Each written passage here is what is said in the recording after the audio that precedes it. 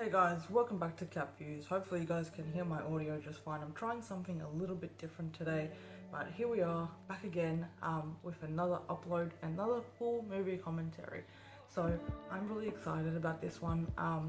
If you guys haven't checked it out, stay tuned to the end of the review. I'm sure by the end of it, you're gonna definitely want to check this one out.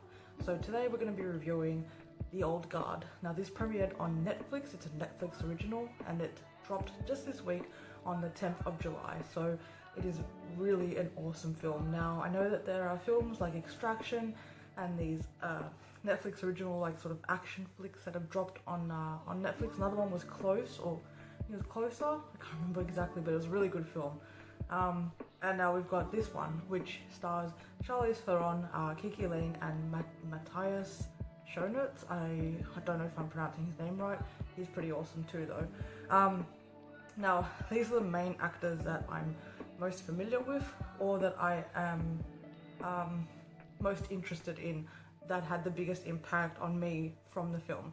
So, what is The Old Guard, you guys ask? Well, The Old Guard is basically, the whole premise of it is a old order type, an old crew, an old military group that has been around for centuries.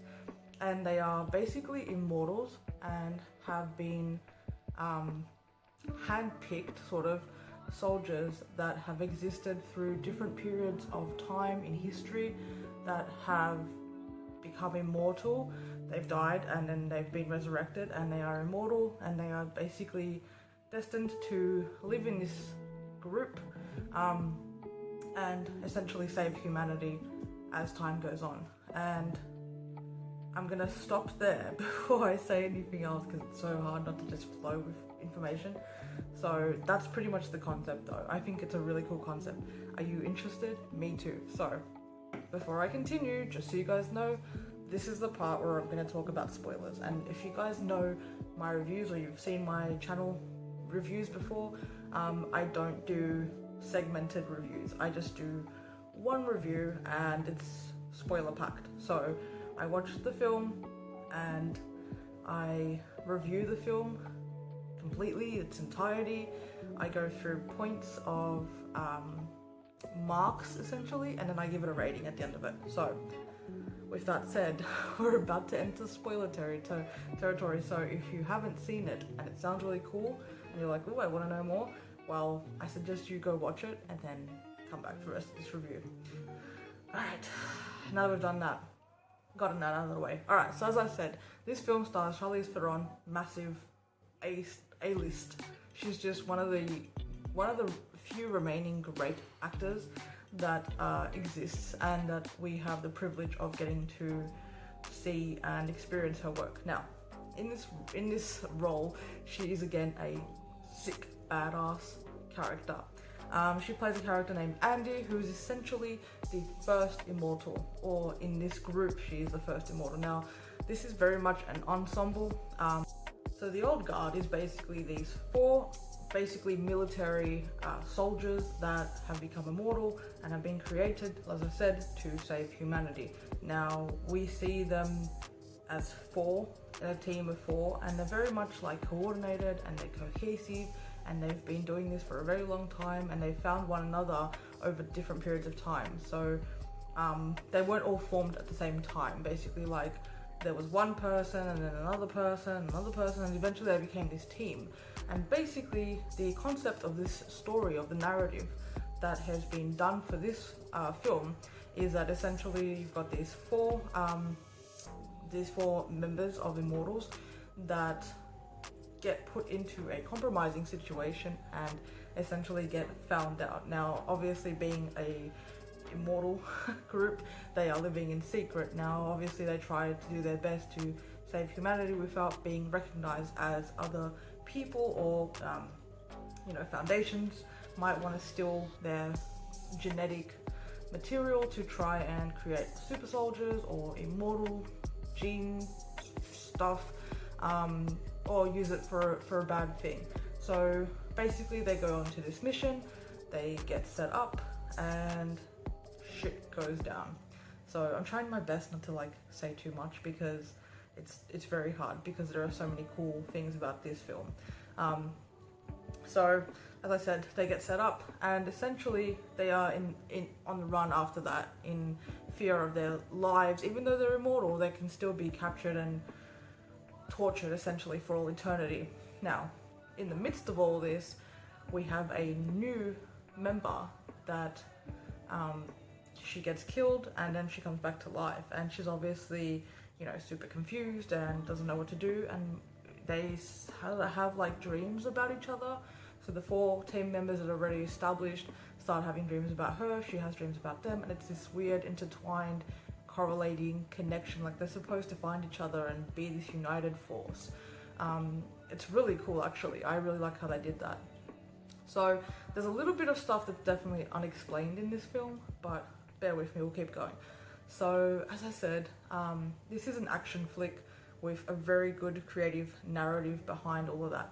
Now this was, the screenplay was done by the person who wrote the comic book. Now, so this is based off of a comic. So he did the screenplay, and he obviously wrote the comic books. Now, from what I have heard, because I've not read the comics myself, comic, I think there's a second one, but I haven't read that myself, but from what I've heard, this is fairly accurate to the comic. It's a really good depiction of the comic book, so that's pretty cool. I love when they are true to the source material and maybe add a little bit here and there, but not drastically change the genetic material of that, because it's, you know, comic book fans don't like that very much when Hollywood does that. So this film, like I said, was dropped on Netflix. It's a Netflix original. Charlize Theron also produced on this film, as she stars as pretty much the lead character, although it really does feel like it has parts in this film. Like, you have moments where it feels very much about Andy, and she's definitely the lead. The other team members literally call her boss because she is the oldest. Although then you start to see flashbacks with someone before Andy or 2 people before Andy, so it's actually really interesting to see the sort of heritage, history, origin stuff that they put in there. Now, like I said, they do these flashbacks. I wish they did more of them, and I wish they did them more detailed. I wish there was more elaboration into these flashbacks. Like, I wish that they had put in more story between these characters that are sort of introduced later, that we find out are kind of really important, but they sort of just close it up real quick and tie it up with a bow and sort of leave it in the past there. So I wish they could have done more with that. There's also definitely action sequences that could have definitely been really cool. You know, imagine going back into like the 17th century and seeing like what fighting would have been like there. You know, obviously that's big budget as well in terms of action sequences on that scope, but I still think it could have been done. I think it could have been really cool. So I think they could have done that. But in terms of the action, guys, because basically I've given you a little bit of a narrative of what the story entails and these members. There's also some LGBT representation. 2 of the 4 members, or 5 eventually, but 2 of the 4 original members are also a gay couple, which is pretty cool. I wish they could have elaborated more on that too, and also the other member as well. I just really feel like, besides just Andy's character, they would have, even with Andy's character to be fair, I wish they would have gone in depth a lot more, you know? And then they could have done flashbacks, or they could have done more, you know, introductory work with it. Like I said, they could have done sequences within, you know, within the film itself, and just gone back through flashbacks and just elaborated for an extended period of time, from the, you know, past to like modern day. That would have been really cool. I think every time they do like the past to present sort of stuff in films, I kind of appreciate it. I like the history of stuff. I love, especially if you're going to be introducing something as an origin story, I would like to see how it originated. So that's just me. But they didn't do a bad job of the stuff they did do. I think the things that they did put in there, they did it well. And I really enjoyed the film overall. There were some parts that I feel like, again, could have been elaborated on, but these are like minor things that I'm nitpicking on, because I just think it just had potential to just, you know, be a little bit more. And even with being a Netflix budget film, I think that the scope could have been extended a little bit more. But in saying all that, this film, guys, is fucking dope. It is such a good film. I love the originality of the creativity, because if you're somebody like me who has not read the comic book, but you're into like comic book superhero action films like this is right up your alley. It ticks the comic book box, it ticks the action box. It also is very female centric, and what I mean by that is not only does it have a female lead in Charlize Theron, who we obviously know is amazing, and I'll get to a point that I want to make soon about her, but you also have this newcomer who is played by Kiki Lane, who I'm not actually familiar with. I've never seen her work, but she does really good to hold her own. I liked her acting. Again, I think a little bit more, but she's fairly new, and you know, when you're comparing Charlize Theron to this fairly newcomer, I think she held her own really well. I think she did a good job, very good job integrating within this cast.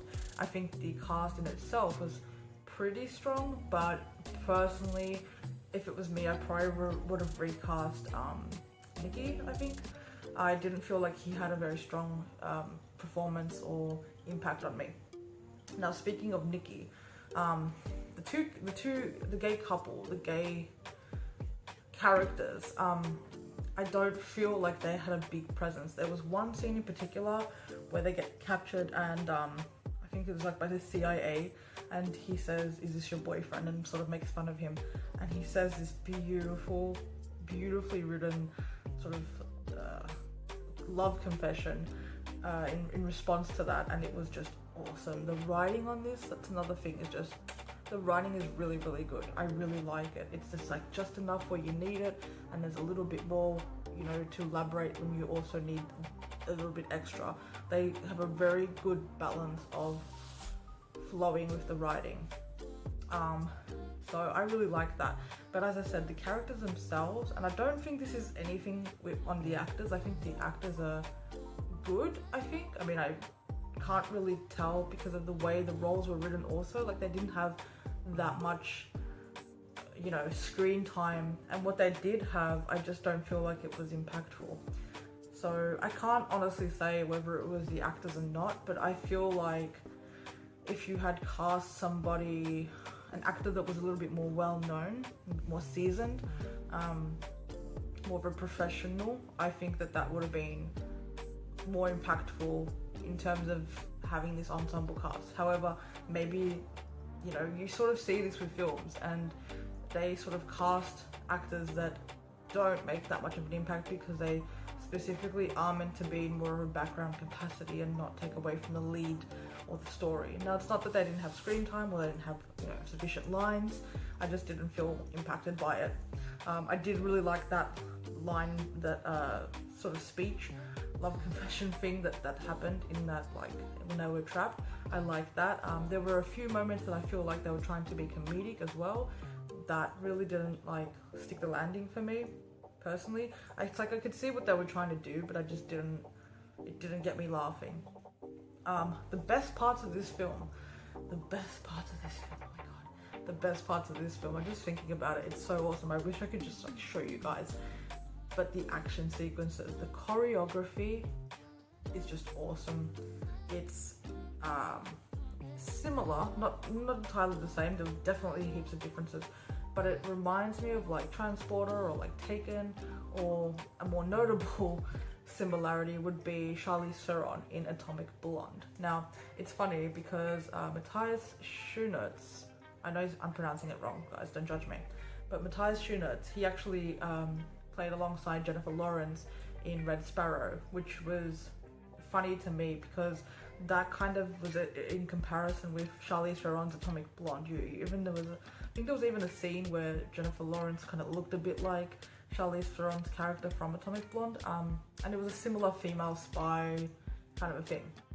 So I think it was interesting, but I think that Matthias was just like, look, I don't care, I just want to be in a badass film, and it was really good to see him have more of a role in this. He was definitely more impactful. He had more of a presence, and he was literally one of the members and had some really cool scenes actually. I think he's a very good actor. I quite like his performance. I think him and Kiki Lane and Charlize pretty much carried this film. I think they were the strongest characters. I didn't like the villain. I thought he was weak. I think the whole precipice of it was extremely predictable, I guess. I think I would have liked it better if it was like a proper terrorist organization instead of like this Venom science version of it. I don't really, I mean, I get it because it's a comic book thing, but I don't really like that angle for modern, you know, film audiences. I think kind of, you know, as a film buff, I'm more used to that angle, and I know it's been done to death, and this is a little bit fresher if you've not seen it. But for me personally, I would prefer to have this badass terrorist organization just going like head to head with them. And I didn't really feel like that was the case. And also, you know, you've got like the CIA, and then, you know, Charlize Theron's character just like takes them down real quick. Almost like scatheless. Like I think she got one hit in one of the scenes. So basically in total, there are 4 large action sequences, 4 main action sequences in this film. I would have liked it if they had added probably 2 more. I also would have liked it in story-wise if they had sort of done like a, you know, like if they had done sort of like side missions and, you know, just extended the film and put in more material in there, showing these characters really like, you know, working alongside each other rather than just in the defense mode. And some of the film, like they're just basically captured, and also there's that too. So I would have liked if they had done something to sort of turn the path a little bit and elaborate and explore this group a bit more. You know, like at the start of it, they take on this mission and essentially get set up, and then it just sort of follows into a very direct narrative from there. But I just feel like, besides picking up the new member, you know, it was a little bit rushed. It felt rushed to me. It felt like they could have put more you know, scenes of flashbacks and scoped it out, fleshed it out a bit more. They could have put, you know, like like a stepping stone kind of a thing where they had to like do a side mission to get to the main guys, you know, rather than just like what happened. Because it felt a bit like, I don't know, it just was like, you know, in the movie they're like, oh well, they're hunting us and we're hunting them, but you don't see them doing that though. Like they literally get ambushed while they're sitting there watching like a soccer game, and then eventually like he finds them, and then it's a whole thing. I don't want to say too much, it's very difficult, but basically I just feel like they could have done more with it. I think it would have been really cool, like I said, if I probably would have liked 2 more action sequences. The 4 that were there were really strong. They were really, really good, especially one in particular. But like just to go back onto that point, I really feel like they could have added just 2 more action sequences. One could have been in a flashback with obviously Andy's character. Another one could have been in present time. It could have been with the boys. It could have been anything. It could have been a side mission if they had gone with that narrative and sort of done a side mission to then get to the enemy. It could have been that. I would have probably preferred the flashback and then that. But like I said again, I would have liked, you know, a little bit of flesh out for the characters going into the flashbacks. So not necessarily big, dramatic, explosive action sequences, but like maybe just a little glimpse of something, you know? That would have been cool too. I think we got a little bit of that with Andy's character, but you know, it was you didn't really see any of the action so much. It was just like it was just a snippet, and you know, they could have done that with the other characters too. I feel like if they're not going to put a major sequence in, or you know, they could have done that to just flesh these characters out a little bit for me. Now, I know it sounds like I'm bitching about the film, but I'm not. I'm just talking about the points that I feel like could have been improved on. But overall, like I said, I really love the film. So I hope it doesn't sound like I'm shitting on the film. I love the film. I think it was awesome. I think it was well written. It also had a female director, while I was talking about female centric presence there, you have a female director, you have two fairly strong female leads. Again, this is an ensemble, it's a crew, it's not, you know, just Charlize Theron's character. But this particular action sequence, I want to talk about it because it was so badass. It is up there with one of my favorite action sequences, and I think probably my favorite, honestly, like in the past, like let's just say 10 to 20 action films I've seen over the last decade, I would honestly put Charlize Theron's Atomic Blonde action sequence in number one position. That is just so well done. I think it's all done in, I'm pretty certain this is all done in like one take two. And I know I've talked about this action sequence so many damn times, and I've talked about that film, but it's so damn good. And so I think that was in 2017. So it's really cool to see her just a few years later really putting herself back into this action role. She also, of course, did Furiosa and Mad Max, but she's just so fucking badass. And it was cool because she's obviously, you know, she's a producer, so she's obviously a part of the, you know, collaboration in choreography, and she's obviously got experience in, you know, martial arts training. There was also some old-timey battle axe situations, so I'm sure she did some sword wielding training as well for this role. But the fight sequences, the fight scenes, the close hand-to-hand combat, the choreography is just so nice, and you can see it. And with that, and when you slow it down with no audio, because I sort of did this for something else, you can see how it's choreographed. You can see it, but it still looks good, and it still flows really nicely, and it looks intense and up close. And the scene in particular that I'm talking about, and you know, you see Andy do this in all the scenes. There's a lot of good like sort of gun, it's cool gun stuff too. But the close-up hand-to-hand combat is probably the coolest stuff that I think I enjoyed. And yeah, and there's a scene in particular on a plane that is honestly, that might take number two spot in terms of badass action sequences. And then both with Charlize Theron, it's like Charlize Theron just like comes in and she's just like, listen, I'm just gonna take the record, guys, for like badass action sequences. So you just sit down and you enjoy it. And I was like, thank you, I will. It was so damn good. It was just so fucking good. I think, and what I like about her sequences too is they're not quick. They're not like snips. They obviously, like I said, it's an ensemble, so obviously there are scenes, there are action sequences where they're going between the cast, and it feels very much shared. But there's definitely a lot of focus singularly on Andy. There's 2 out of the 4 action sequences where she really shines, and then a little bit in the 3rd act as well. But yeah, it's those first initial action sequences, the way she portrays her character too, it's just so good. It's really badass. It also has tones of the film Close, I can't remember. It has tones of that too. Similarly, where, you know, Andy's character is kind of like, you know, mentoring, but kind of doesn't really, she's lost faith in like saving humanity, and like then she's got this girl that she has to take care of and bring into the fold, and it's just like the way she plays that character reminds me a lot of the lead role in the other Netflix film. So it, like I said, it's very female centric in that way. It focuses on these 2 women, and this woman, by the way, they're all soldiers. Like, they're all come from a past capacity of being a warrior or a fighter.